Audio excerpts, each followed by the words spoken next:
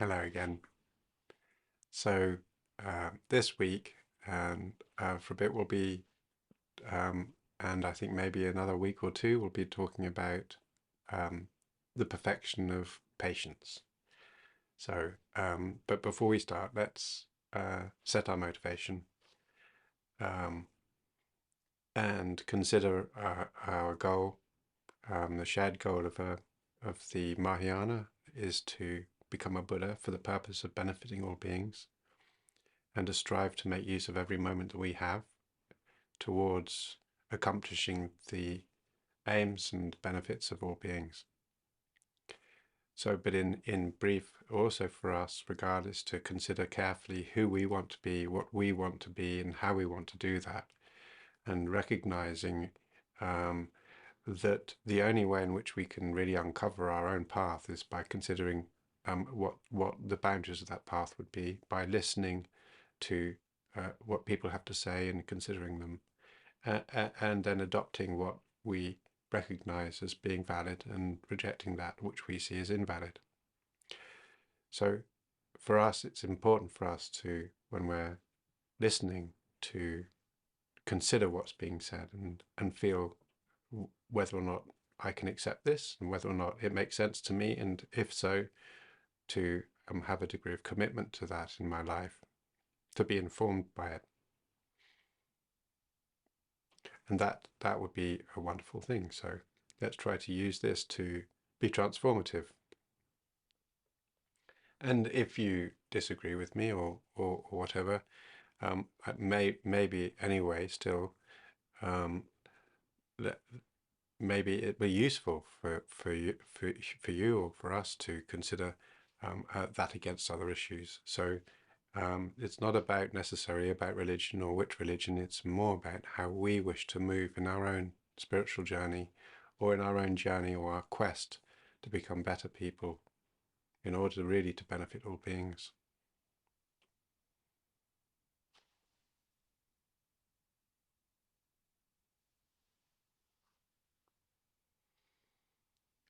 So last week, what we touched on was the perfection of ethical behavior, which was the second of the six perfections. And we looked at how it primarily provides us with the foundation of all good things, all good qualities. This action of being able to engage in a sort of a restraint from wild or mistaken activity, looking to safeguard ourselves and those around us through ethical restraint, through ethical decision making, being able to really consider everybody in our actions is incredibly powerful for us. And it's something that we will continue to strive to. And as I said last week also, when we make a mistake, to use that as an opportunity to learn from it, and then follow essentially the four powers, which were mentioned in the first semester, but I'll go through them again, which is to do with being open about the mistake that you've made, putting in work to repair the damage done, to be committed to not repeat it, and to feel, actually normally the first, second is this sense of strong remorse, a lack of joy or a sense of emptiness or dismay that this action has taken place. So the important thing about this is not to allow ourselves to punish ourselves, but to use this as an opportunity to develop. So this is what we were talking about last week. And before that, we were talking about the perfection of generosity. And both of these we see as an expression, a natural expression of our increasing bodhicitta, our mind of enlightenment, which is based and found and rooted in this impartial love and compassion for all beings without exception. So having generated and continuing to sustain this generation of love, of impartial love for all beings without exception, and this sense of compassion and wishing. So in Buddhism, the distinction between love and compassion, this altruistic love and this altruistic compassion, is love is referring to wishing to bring joy, and compassion is to do with wishing to remove suffering. So they're very strongly related to each other, but the emphasis of one is about bringing joy, and the emphasis on the other is about removing suffering. So as our insight into the Four Noble Truths is developed, as we begin to recognize the way of karma, as we begin to recognize the reality of non-independence, which is at the basis of dependent arising, and also leads us into understanding emptiness, then we become more and more aware of how dangerous and poisonous a negative mind is, especially this grasping mind, and which is dependent totally on an ignorance. So it's our ignorance which remains at fault, and then from that comes this grasping. And when this grasping, self-grasping, but also other grasping, a mind arises, then this causes coarse attachment. That's mine. This is me. How dare you hurt me, right? That mind there is like, oh, I've done, So this sort of thing here is a grasping, a self-grasping mind. And we are working, when we recognize that, then we see that the basis of that coarse attachment is based on a faulty premise, that there's something there that is worthwhile hanging on to. And likewise, when we have this grasping mind, there comes this idea of saying, how dare you take that? So from that arises, oh, how dare you hurt me? And from that arises anger, malice. And from all of those sorts of things also, then we have these sorts of, I'm better than you. So this pride arises naturally. These things we've got to destroy, but we can't destroy them just by attacking them directly. We have to work on it all the time. And why we're doing this, we want to do this because we're concerned about, and we begin to recognize more and more and more how entrenched these behaviors are in us. As we recognize how entrenched they are in us, we begin to recognize how entrenched they are with everybody. And there we see this sense of compassion, of actually how easy it is, if we have insight, to remove the poison of the afflictions that cause these problems for us, and yet we still carry on compulsively, naturally, bumping our head against the same wall again and again and again. So in terms of the perfection of patience, which we'll start in after I've stopped, I guess, whereas with generosity we're concerned primarily with looking at the expression of love in our bodhicitta, in this mind of enlightenment that's based on this altruism, the loving great love, which means without exception. It leads to this natural generosity I want to give. This understanding of wisdom means I'm no longer bound by my strong attachment. And patience is about compassion, not wanting to cause harm, and recognizing, in fact, wanting to remove harm, and likewise relinquishing malice or ill will, or any desire for anybody to feel harm. So these two things naturally arise from just the two sources, and it's not as if, again, we're in a situation where while these things do naturally arise out of this, we can use these again in our training, in terms of our training, to recognize faults in our bodhicitta, faults in our view. Now, I've so far over the last few weeks, I've been talking about these two, the wisdom mind, the bodhicitta mind. And often in text we find that, in fact, the word bodhicitta is used for both as what's called a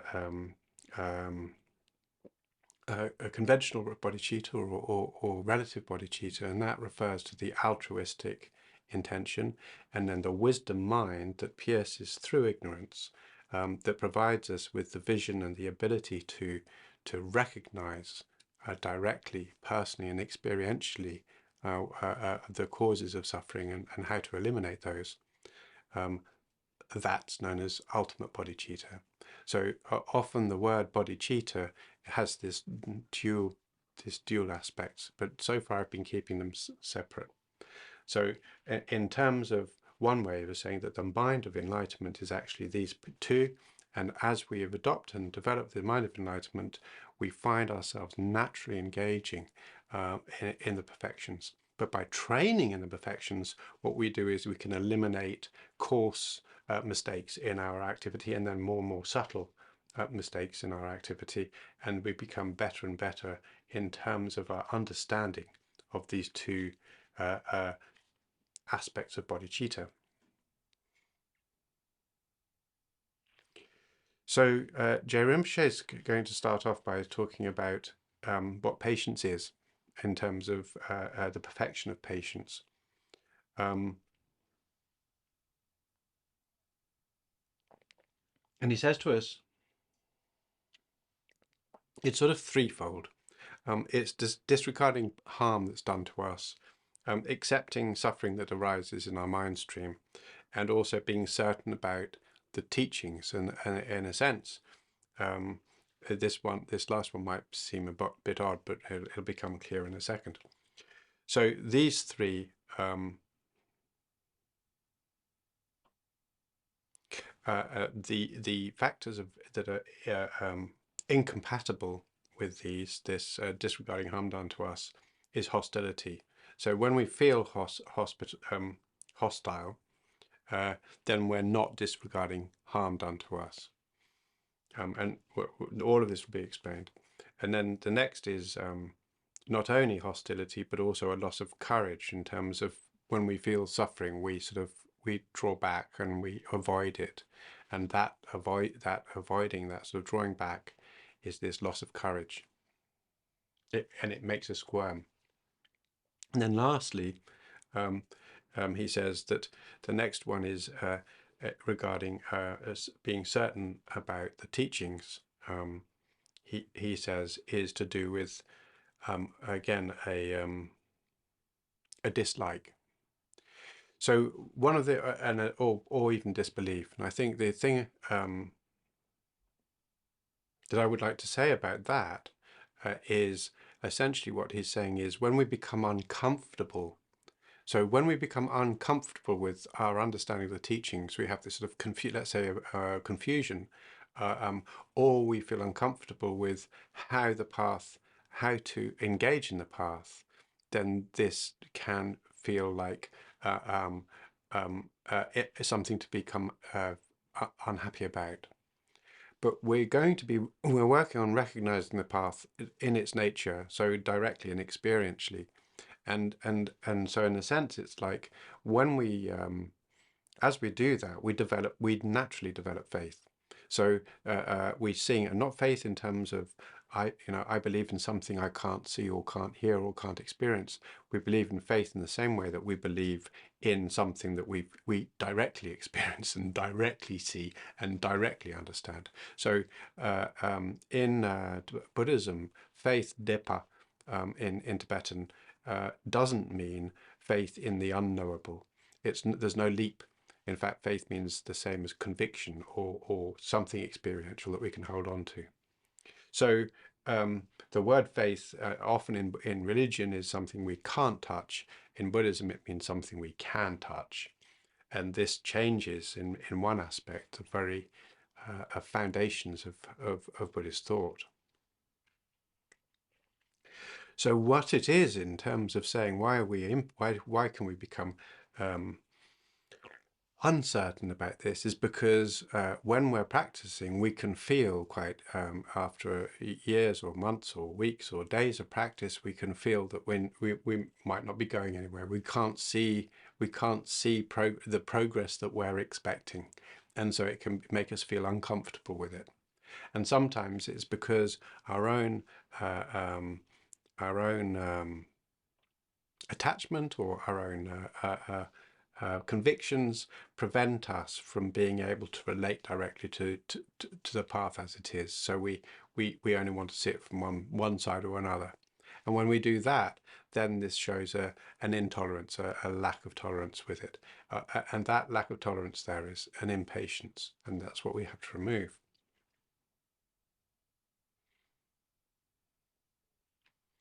So Je Rinpoche says that when we perfect our patience, it just means we simply have managed to completely eliminated anger and so on, malice, from our minds. There's no anger left. And anger in this sense is also includes this this agitation, this discomfort, right? So this avoidance, hostility, anger, all of these minds are eliminated. And he cites Shantideva. He says the number of undisciplined beings there are is limitless. We can't overcome all of those. But if we conquer our single state of our own mental state of anger, so we no longer feel angry, it's like vanquishing all of those who would do us harm. And there's a very famous verse that Shantideva uses there that Lama Tsongkhapa has also mentioned, which is, where could you ever get enough leather to cover the entire surface of the earth?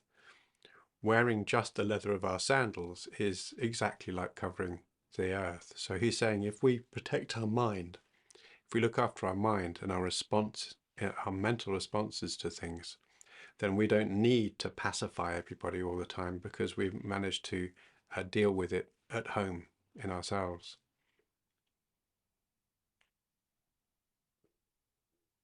And lastly, the last from Shantideva, for the moment anyway, is similarly, I cannot change external things. We don't have the ability to change everything. But when I change my state of mind, why would I need to change anything else anyway? And this really primarily is absolutely core to Buddhism and Buddhist studies. It's the idea of saying, I don't need to change the world. All I need to do is to change my mind. And this is why the journey of the Buddhist practice is quite inward. It's looking at how we can respond to situations.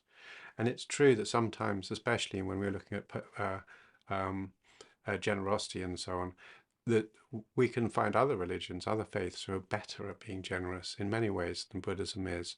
And in a sense, in fact, there are great leaders like the Dalai Lama who said we need to work more on looking outward sometimes. But it is, in a sense, a lot of our path is inward looking.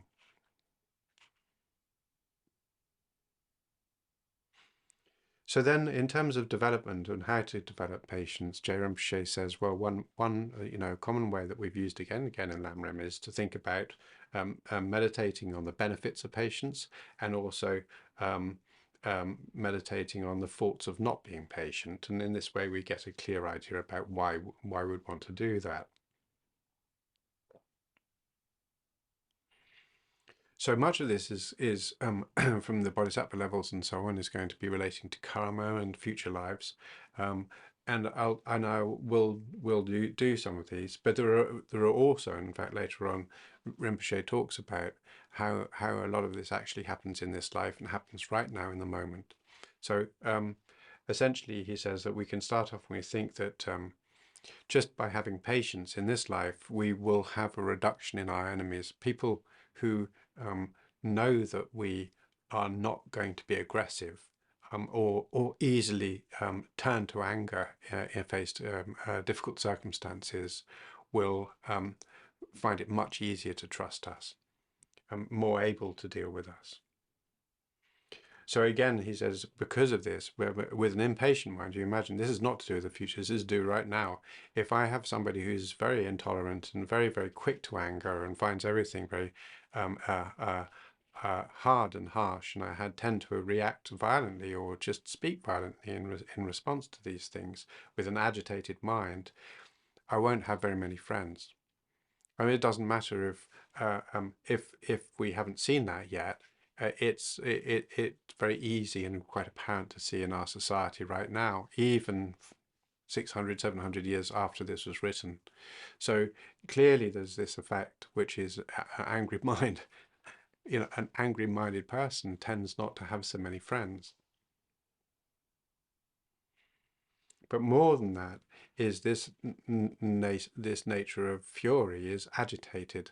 So when we lose our anger, then there's this happiness that replaces it. There's sort of contentment, which replaces it, and the agitation tends to go.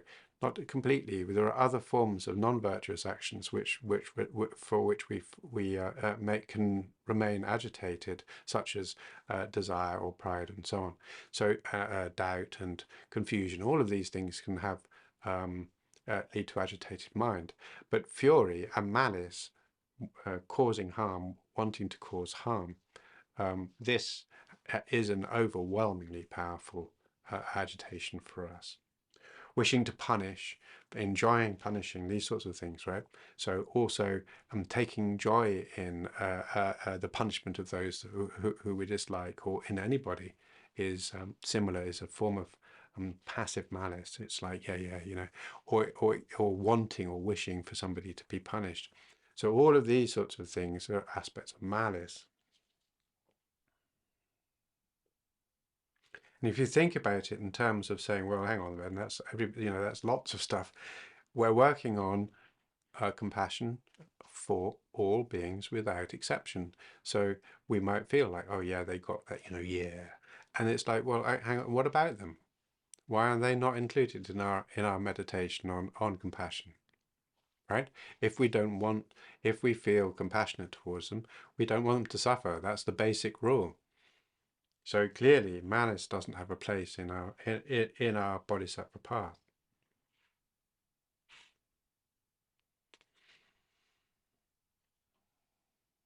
So also he says that even our deaths become much easier without malice, and in the face of the death, there's a much death. There's the idea, and it's certainly in the Tibetan and Buddhist tradition, that if we die peacefully, we die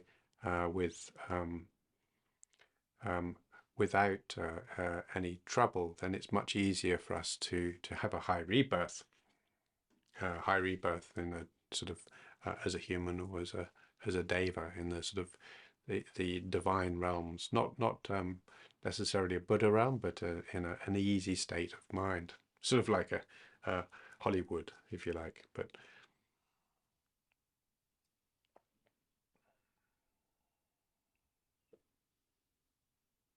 so because we see these benefits of both in this life and in future lives, of having patience, practicing non-malice, thinking I'm not going to be, and retaining a lack of malice, then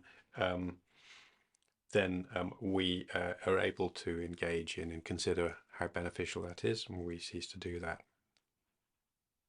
And when we see people who are in difficult situations and they're able to keep their calm, then we feel a sense of joy, and that sense of joy is linked to the perfection of patience.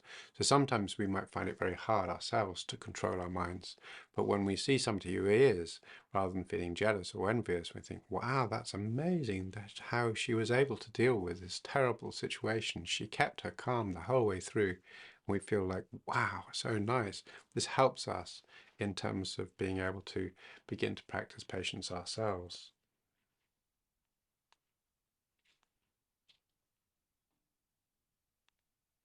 He then goes on, we're still talking about the benefits of patience here. So he uses the Compendium of the Perfections, I think it's the Sangha, and he says, patience is the best approach for dealing with the inclination to disregard others' welfare. So when we're forgetting to think about the needs of others, then patience is great for us to not forget about that.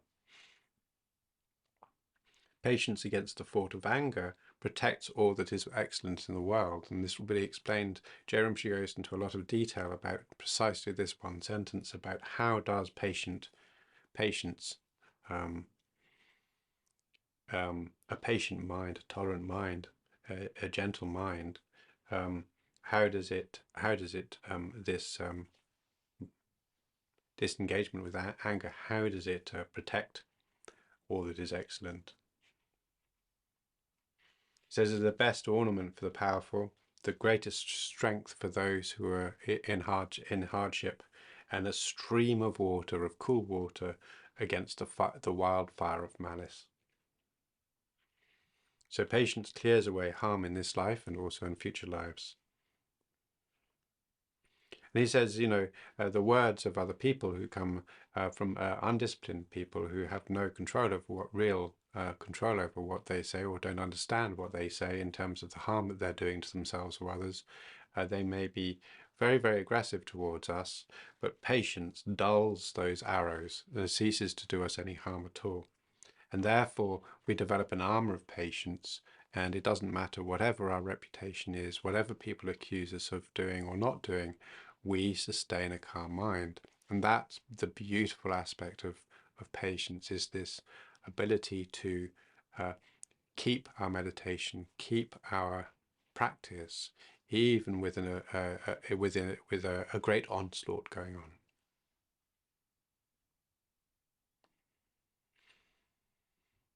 And he says, in fact, sometimes when people see, even though they've been attacking for a while, and they see that we don't lose our cool, if you like, then there's a tendency for those barbs to change to praise.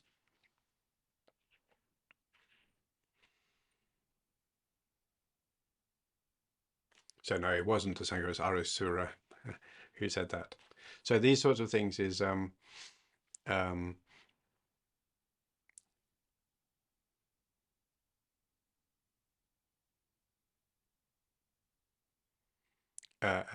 he says, also in terms of this, is the idea that it's patience in a metaphoric way is like a skilled artist who creates a beautiful golden color that captivates the eyes and the minds of beings. So what he's really talking about in this sculpture of golden color is the form of Buddha.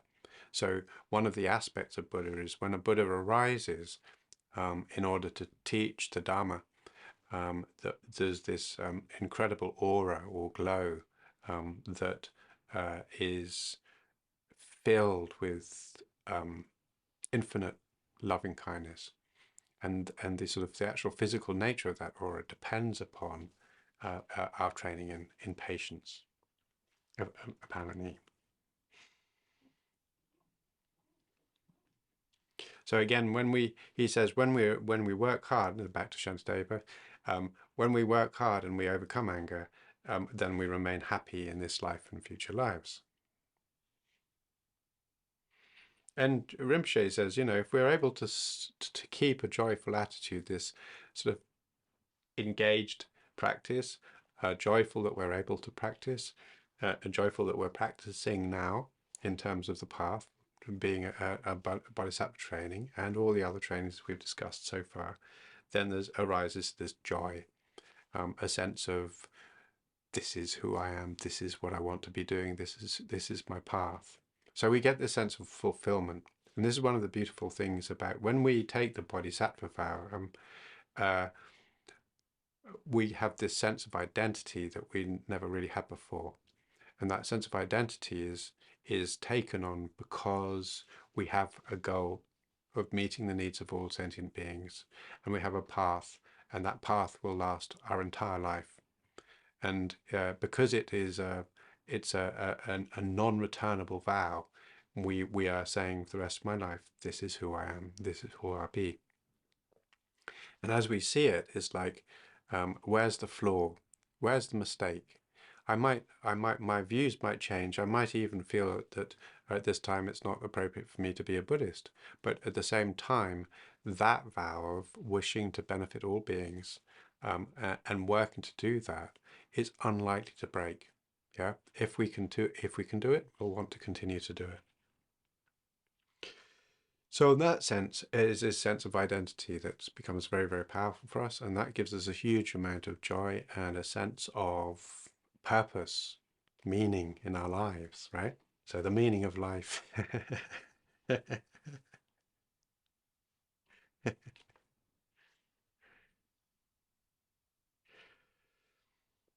So Je Rinpoche says, remember karma. Think about what we've said in karma before about how all the different ways in which what we do causes consequences. And as we do that, we see the benefit of sustaining the non-anger, of sustaining patience, which is this discipline, a mindful discipline of retaining, of restraining from anger.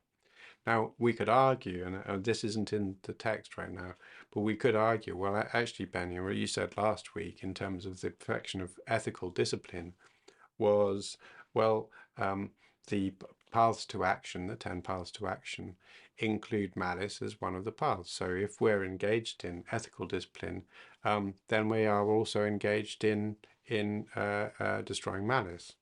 And you'd be right. But on the other hand, my feeling is that the point about this is that malice itself goes the restraint of malice itself is fantastic, but the restraint of the action of patience, the engagement of patience, is more pronounced in terms of bodhisattva training because of its relationship to non-harm, to non-harm, right? Not harming. And malice tends to be, we think about in terms of a coarser intention. But as I said last week, this becomes more and more and more subtle, more and more finessed. And patience here primarily is to say that we've got to be very, very careful about not to lose our compassion. And the compassion being this wishing not to harm. Malice destroys that compassion because it's its opposite, direct opposite. So the idea is to say that we can't really, in the same moment, the same mind, the same object, the same person, that person, I can wish them very, very well. I can wish them to be free of suffering, but at the same moment, I can't wish them not to be free of suffering, to be harmed. Yeah. So I'm not talking about saying, oh, well, look, because they're ill and I'm a surgeon, I need to, I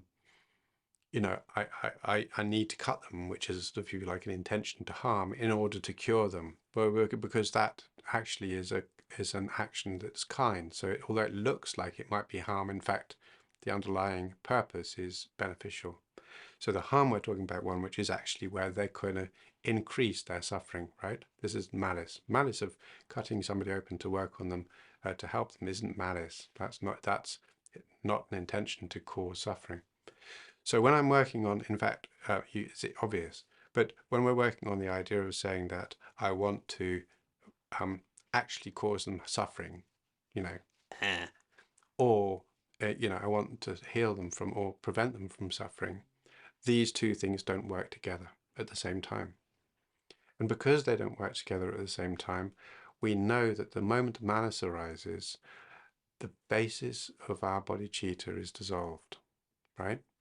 So that's why it's so relevant, is because it's directly related to our bodhicitta. So there's an emphasis. Also, in this context, as I said earlier on, although non-malice is probably the most important aspect of perfection of patience, it doesn't just stop at that. It also comes and covers the idea of accepting suffering, being able to tolerate suffering, which is not normally considered to be a part of malice. And likewise, it's about sustaining a comfort with the path. So in a sense, it's this idea of malice. It's not just non-malice, it's actually anti-malice, right? Patience is anti-malice. So in terms of the 10 non-virtuous actions, malice is an intention to harm. And here what we're saying is we have the intention not to allow ourselves to fall into that sort of mind. So there's a protection, a safeguarding. I'm not sure that was very clear, but hopefully you understand.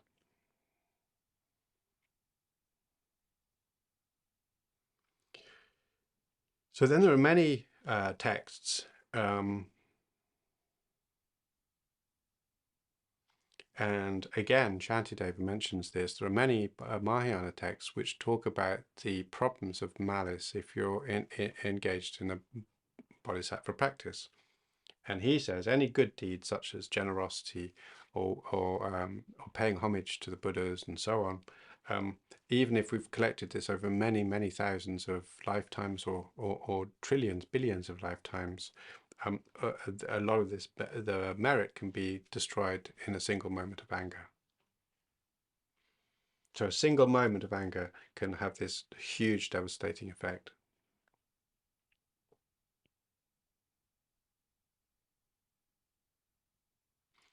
So this is mentioned not just once, it's mentioned in various sutras like the Play of Manjushri Sutra. It's mentioned by Chandrakirti in the Commentary on the Middle Way. It's mentioned by Aryasura. So these are very, very early texts which say this, that Shantideva is then quoting.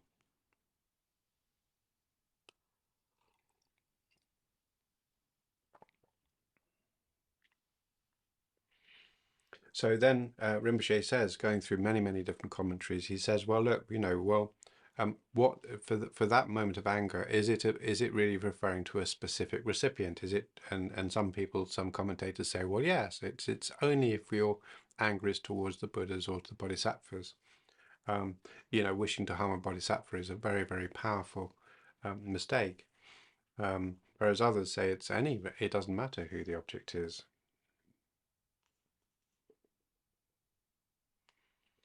And in the commentary on the Middle Way by Chandrakirti, it says a moment's anger towards a bodhisattva destroys a virtue arising from generosity and discipline accumulated over 100 universal lifetimes. That's a lifetime of an entire universe, right? And then in terms of respect for the person who's getting anger,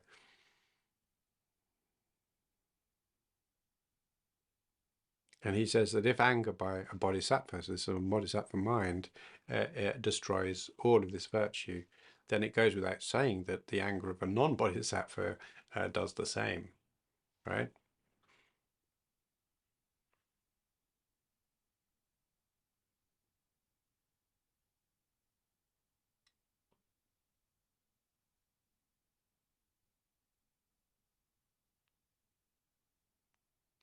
And again has also said that essentially it doesn't matter whether or not the that the person who has that fury is correct in recognizing that this is a bodhisattva, or is correct in terms of the basis of what that anger was on. The fault is still made. And this is according to Chandrakirti's commentary. However, Je Rinpoche then says, but actually talking about the destruction of these roots of virtue, I'll mention what a root of virtue comes on quite a lot. So the term root of virtue means something, but he says it doesn't have to be just towards bodhisattvas. In fact, it's towards anybody at all. So a root of virtue, we use this, the destruction of the root of virtue. What is the root of virtue? It sounds like it's the cause of all virtue, but it doesn't mean that. It actually means all of the benefits, all of our training, all of our Buddhist training in terms of doing this perfection of generosity, in terms of developing our merit, in terms of developing our ethical discipline. This bundle of excellent qualities that we're developing and continuing to develop, our practice can be wiped out. So why is it called a root? Is because it's this great big bundle of benefits of mind, of actions, and so on, is what is the root that will grow into the tree of enlightenment. Yeah. So we are working on the roots, and as we're working on the roots, we're developing deep understanding, and this itself will give rise to the tree of enlightenment. That is where virtue is, the roots of virtue. So what we don't want to do is to have these roots of virtue that we're developing. We don't want them to be poisoned or destroyed or diseased. And one of the ways in which we can disease or cause damage to those roots of virtue is through fury, through malice, through ill will, through wishing harm, through enjoying the harm of seeing a harm having to others, uh, um, wanting to punish, feeling that somebody should be punished. All of this sort of stuff is really very bad for us. So when we're working on this, remembering that we're looking at trying to develop this loving kindness and compassion for all beings without exception, I'm going to say it again and again, then if we do something that breaks that, then that foundation begins to crumble. And in fact, what Je Rinpoche is saying is that the damage is very, very deep instead. Indeed.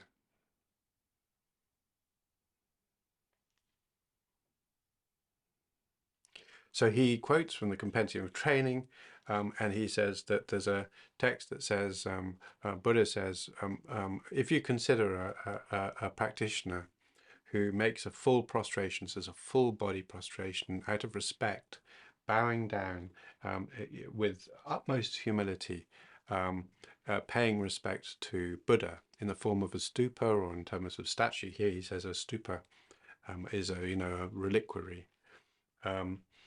And he says if he does this with faith, a single full prostration of this way, he says the benefit involves being having all the privileges and benefits of being a huge monarch for many, many, many, many thousands of years, with all the wealth and all the benefits that one can imagine.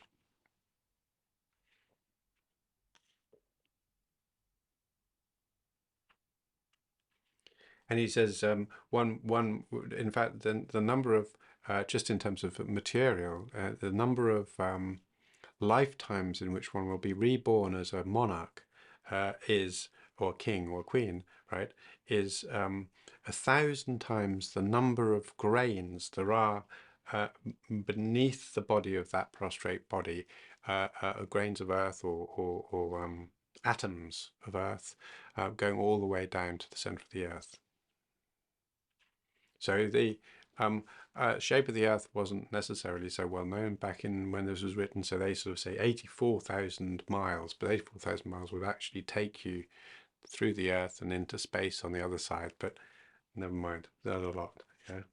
So this sort of thing really is to say this is how powerful some of these actions are that we can do in terms of our practice by really submitting ourselves to recognizing Buddha's word, completely letting our pride completely diminish, and saying, yeah, okay, I need to work on the training rather than my own ideas, and follow the path this way. Then the benefits are massive, right? And yet the text continues to say, but when a wrongdoing such as malice is done, it's like a wound or a maiming. And for that, I cannot even begin to explain the impact. So even though we can say, I can tell you all about the benefits of a single prostration, but a single moment of malice is beyond my description. And he says, it diminishes, erases, and extinguishes these great roots of virtue. And says, one should not feel malice towards a burnt stump, a dead twig, right? So what need to say about this feeling this way towards a body with a mind? So then there's an argument about, well, hang on, we've been talking a lot about karma.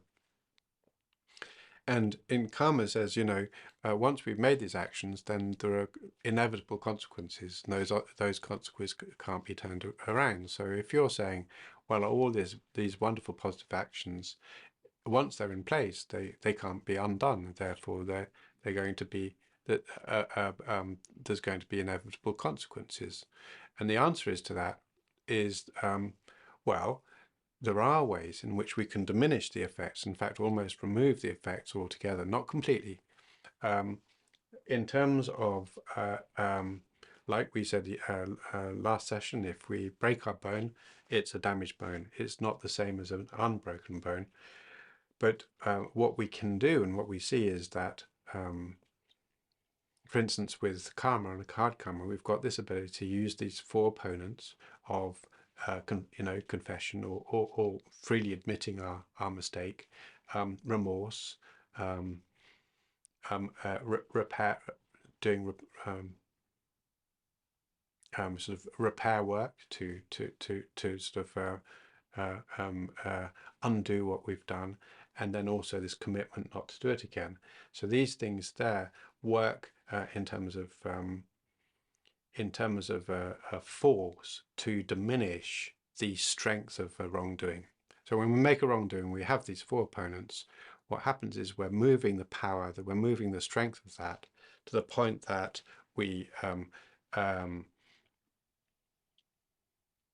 the point that while the seeds remain, while there's still the sort of the echoes of that, the force of that is diminished considerably. Now, needless to say, the social aspects of that, the fact it's gone into the world, can't be undone. So what we're really talking about here is our own mind streams and trying to prevent this from happening in the future.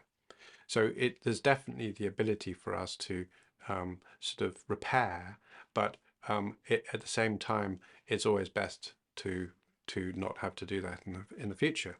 So why is this relevant? The point is saying is that we're saying exactly the opposite to the these four opponents, or these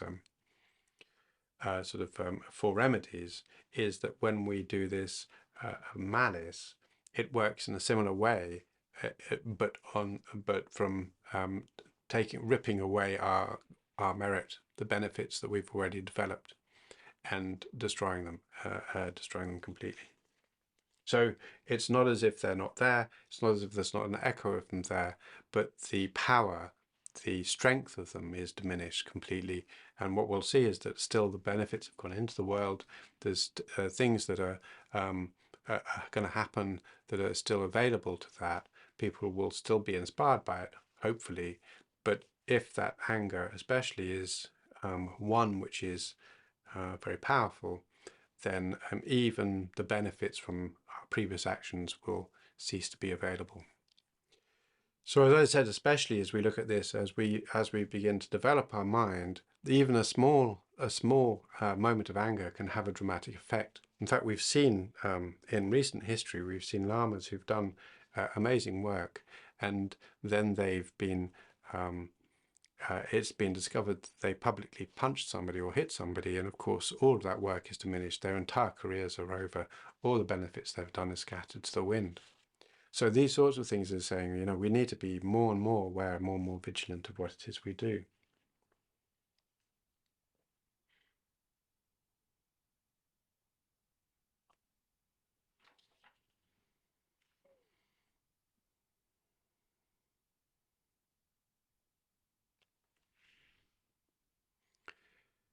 So he said that Je Rinpoche is talking about this here. So he's talking about the seeds that are there, but essentially, when even if these seeds are very good, these wonderful seeds are there, we're taking away all the power. We're stripping all the benefits, the accrued benefits, the health, and the strength that leads to a guaranteed sort of sense of culmination in Buddhahood. So, or the benefits to our practice. So there's this huge thing of saying that we've got to be very, very aware of the power of malice to undo our bodhisattva practice. Now, I think personally, although there's quite a lot on this in this section about how the seeds of karma work and how they can be diminished, I think for me personally, not wanting to avoid anything that Je Rinpoche says, but also not wanting to get too lost in the scholarly debate about this, is to say that if we recognize, as I said before, we recognize this idea of saying that malice undermines, undercuts, and destroys our promise to and our wish to work for the benefit of all beings, it's easy to see how even a moment of malice sort of destroys our project, right? We're saying, my project is based on this universal loving kindness. It's based on this universal compassion. If for a moment that goes, then the sort of the whole pack sort of begins to become sort of dishonest. And so it becomes not so much what I've promised to do, but what I had tried to promise to do. And so there's this huge damage done for it.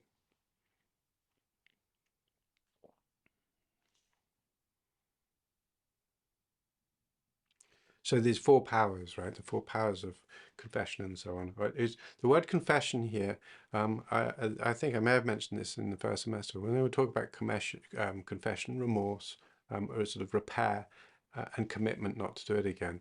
This word confession is not like in some other traditions where you need a priest and you need to talk to the priest and so on. It's much more about freely admitting it, so not denying it, also not hiding it, and owning up to it. So saying, yeah, I did that.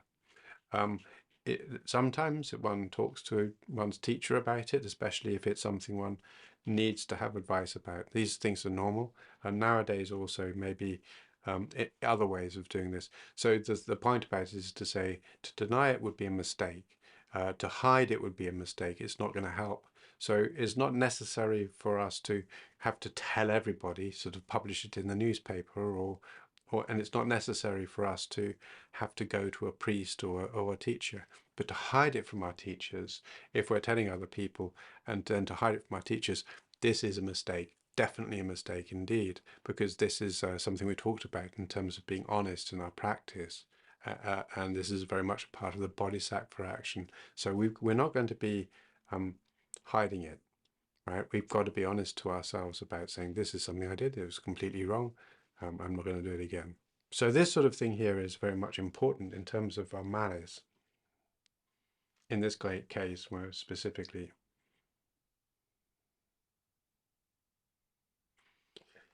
And he says, let's say, for instance, we have this malice, and as I said before, when we use these four powers of protection or of undoing, if you like, of trying to repair, regardless of that, the benefit or our ability to train in Buddha Dharma, or our ability to train become enlightened, is slowed, dramatically slowed. So it's more work for us to do because we've got to redo or repair and regenerate and restart. So we can do a lot to mitigate some of the consequences, but even in the process of mitigation, we are essentially stepping back, and we need to rework again. So these things take longer for us to do. We've got to be more strong, and this is really like saying. It's a bit like sort of saying, if you're training for the Olympics and you twist your foot, let's say if you're a runner, you twist your foot or you do your knee in, you can still do the Olympics, but you have to train extra hard, extra more carefully, and often you need to miss the next Olympics or the next few events in order to let the repair take place. So this is not like something strange. This is sort of the idea of saying, if we damage our minds, if we damage our mind streams, if we damage our promise, then of course there's a consequence to that, even if we do these sort of four powers.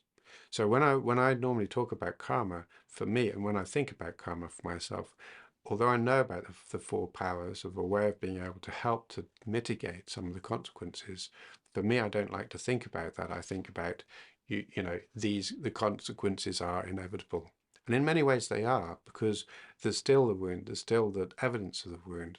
And likewise, the point about this is to say is that in terms of my mind stream, that's only my mind stream. There's also the whole universe that I've affected, which is not undoable, right? So again and again, it's like we've got to do our best not to do this, not to make mistakes.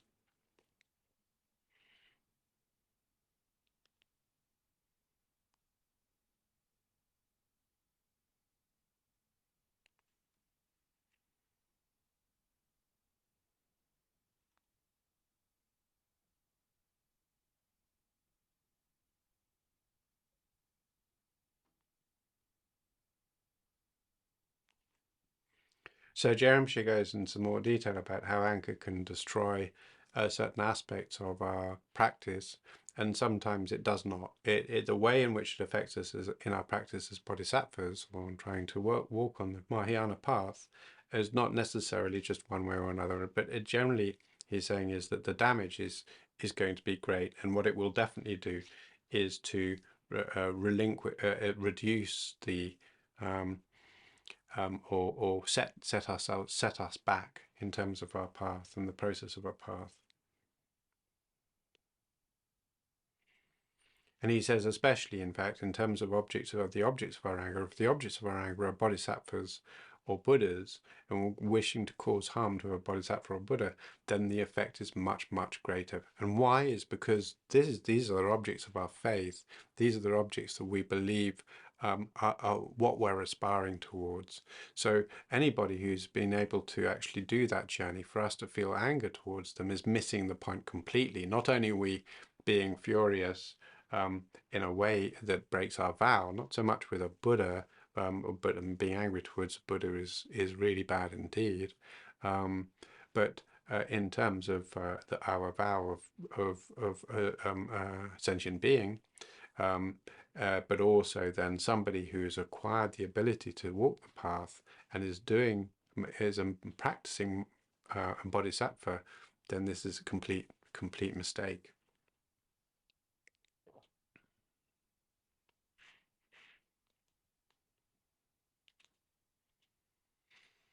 So he says generally, and this is why we're going into this in so much detail about specifically anger and malice and this sort of ill will, these views, essentially is that while there are lots of physical ramifications in terms of how they affect our behavior in a coarse sense, in terms of how they make us struggle with life, how we remain in a turmoil and unable to be calm, unable to be happy. There is also this aspect of saying that in terms of our practice, in terms of our bodhisattva path, in terms of treading the path, which is less visible, is also incredibly destructive. So not just to think about the sort of social universal effects of anger, but also in terms of what it is that we're trying to do. Malice is extremely dangerous for us as our practice. In fact, we really want to say almost the one thing to do, if anything, in terms of our path, or even beginning to try and train in our path, is to lose malice. The intention to harm, right? Or the enjoyment of seeing harm. So these sorts of things we've got to really avoid.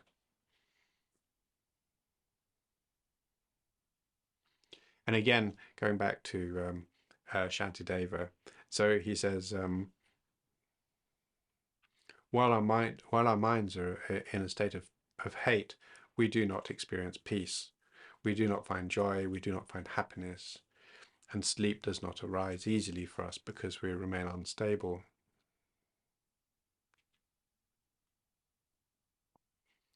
And again, he says, another verse is when there is a master who is angry, even those who care about them may well end up killing them because it's just too much effort.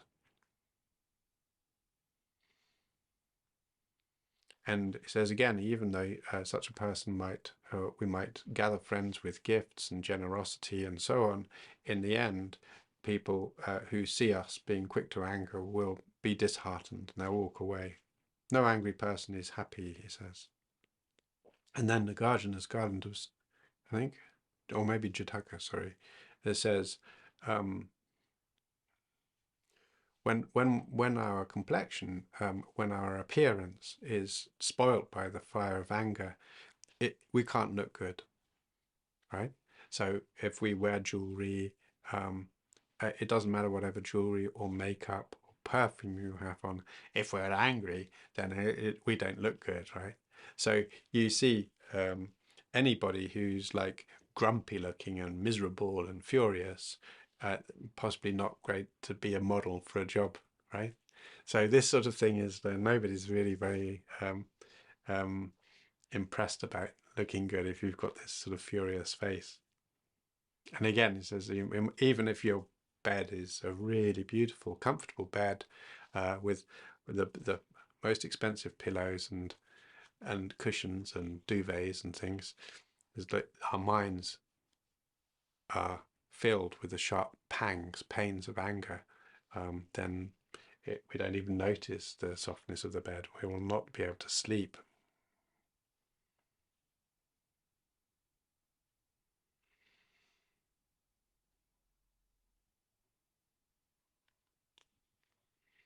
And there's a few more verses, and he says, "This anger is our inner enemy. This is our real enemy."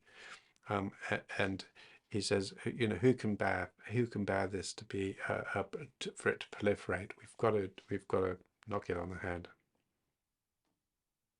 So this is why Je Rinpoche says that these ways of thinking about the benefits of patience, of being not angry, and working on being non-angry, of retaining non-anger, of retaining this non-malice, this wonderful sense of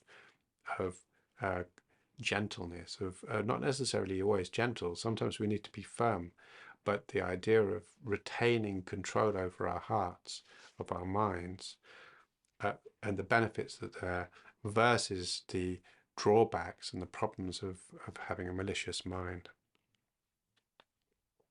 So these are the good ways of thinking about this in terms of understanding the benefits and faults. And then we want to cultivate it.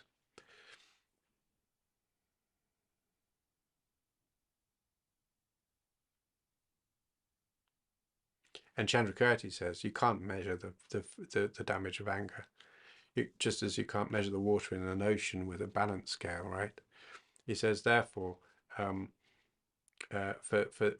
all of its unpleasance, then we've really got to think that there is no wrongdoing worse than this lack of patience.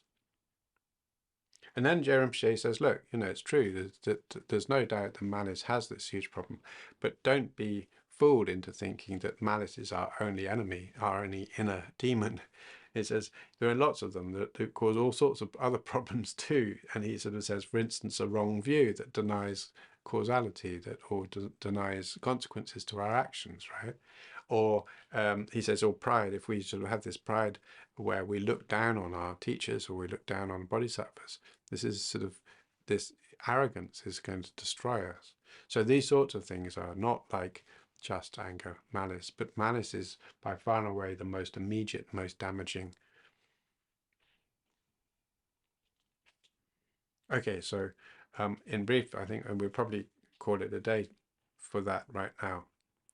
So one of the other aspects, in fact, next week we'll be going into looking at the three divisions that we mentioned earlier on at the beginning of the chapter, in terms of disregarding harm done to us, accepting suffering, and also the certitude about the teaching. So far what we've really done is really just talk mainly about the mechanism by how destructive malice is, and how therefore the disadvantage of not retaining our patience. And we've also talked about the benefits of sustaining our patience, and these two here are a way of us considering how important it is for us to balance our tolerance, our patience, and our understanding. And when we're going on to this, then what we'll do is we'll cover some of these aspects of how we develop this forbearance towards pain or suffering, and especially that towards those who would do us harm, either through words or physically, and so on. So one of the aspects of this is recognizing that unlike malice in general, often especially as we're developing our patience practice, normal malice doesn't arise. It's triggered malice that arises, and it's the triggered malice that we're really working on in patience. And triggered malice means, in a sense, like retaliation. But not always just retaliation towards ourselves. It might be towards those that we feel responsible for, or other reasons. So there is this idea of saying that, when we recognize that somebody is harming us, then we turn around and sort of wish to harm them back. On the other hand, one could argue that really the basis of all malice is often reached from this coarse attachment, right? That something is going wrong and therefore we need to do something about it. and that there, in a sense, is a sort of retaliatory approach. Anyway, regardless of that, I think it's important for us also, in terms of when we're thinking about training in patience, to really consider what the boundaries of patience are, what it looks like, understanding especially sort of sometimes what might seem like abstract questions about how to deal with intolerant people, yeah, and our attitudes towards intolerance, but also to do with where the boundaries of patience are.